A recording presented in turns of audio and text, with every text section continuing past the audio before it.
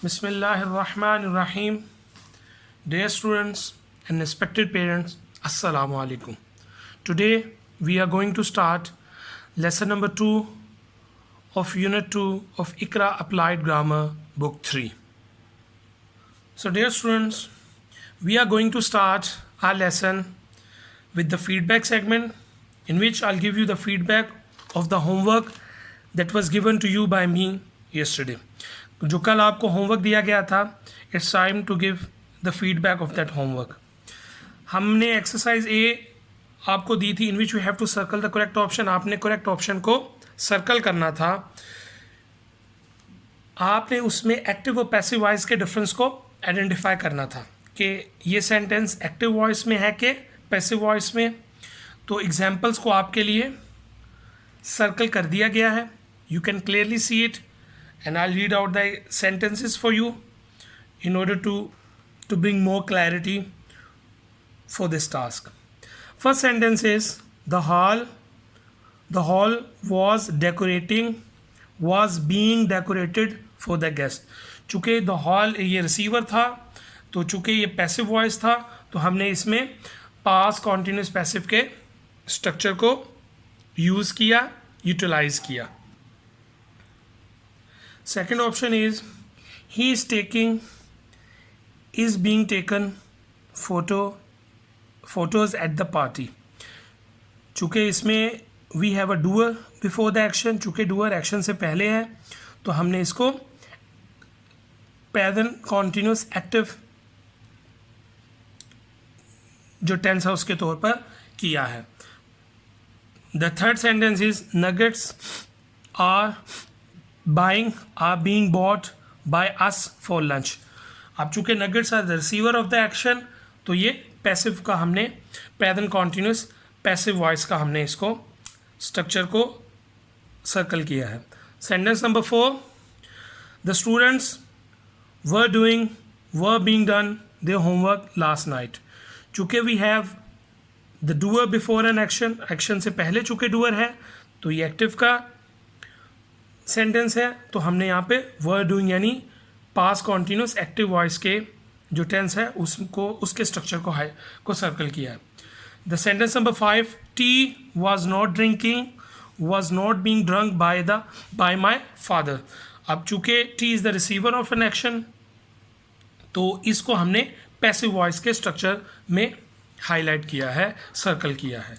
And the last option is ceiling fans were not being sold by them. अब ceiling fans they are also the receiver of an action. ये भी receiver के action, ये receiver of an action है, तो ये भी passive voice का स्ट्रक्चर के साथ किया है. इसमें हमने पास्ट कॉन्टिन्यूस पैसिव वॉइस के स्ट्रक्चर को हाईलाइट किया है.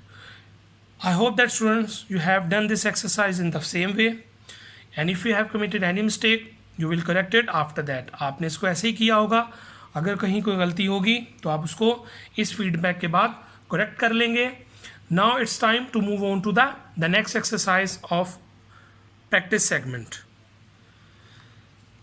And the exercise B is complete the sentences, use the present और past continuous passive tense of verbs in brackets. हमने प्रेजेंट और पास्ट कॉन्टिन्यूस के पैसिव्स को बनाना है by taking the help from the verbs in bracket in each sentence. हर sentence में हमें वर्ब्स ब्रैकेट में दिए गए हैं. अब हमने ये आइडेंटिफाई करना है फर्स्ट ऑफ ऑल कि whether it's a present continuous passive और पास्ट कॉन्टिन्यूस पैसिव. हमने सबसे पहले ये चीज़ देखनी है कि ये जो सेंटेंस है ये पास्ट कॉन्टिन्यूस का पैसिव है कि प्रेजेंट कॉन्टिन्यूस का पैसिव है. उसके लिए will look at the time indicators. इन सेंटेंसेज में you can clearly get the time indicator examples. आपको इंडिकेटर्स की एग्जाम्पल्स मिल जाएंगी and there will be no difficulty for us. Second, then we have to use the appropriate structure for present continuous passive and past continuous passive voice.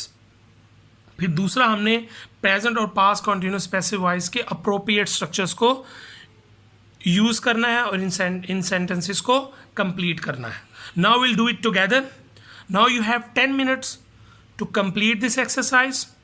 First, you will pause the video, you complete this exercise, and after completing the exercise, we'll come back and you will watch the video and then I'll give you the feedback. Let's start your work.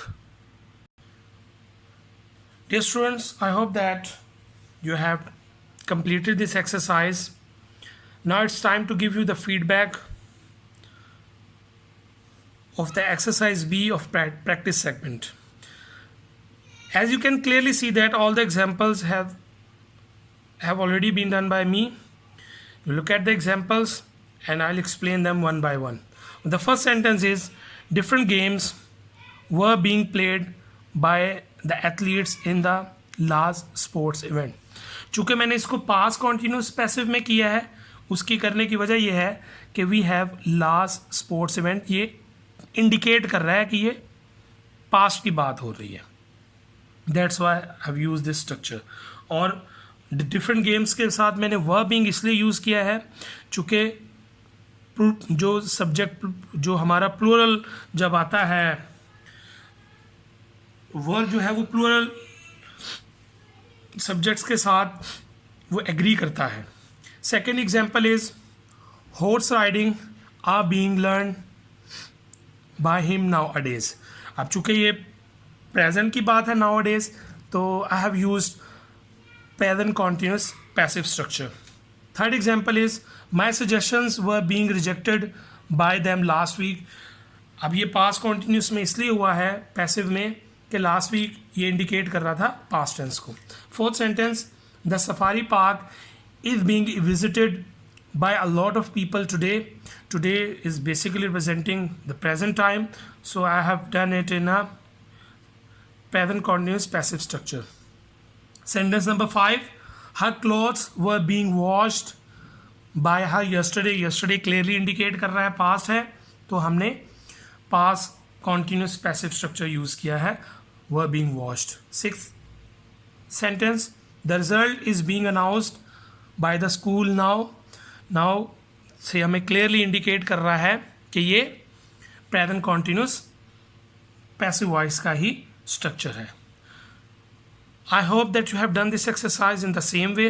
अगर कहीं कोई mistake है तो आप उसको correct करेंगे. Now it's time to move on to the next segment which is a homework segment for today's lesson. Dear students, your today's homework is extended practice exercise A. Rewrite the sentences, use present continuous passive. आप इन 6 sentences को rewrite करेंगे. All the 6 sentences are active sentences and you have to change them into present continuous passive voice. आपने इनको present continuous की passive voice में change करना है.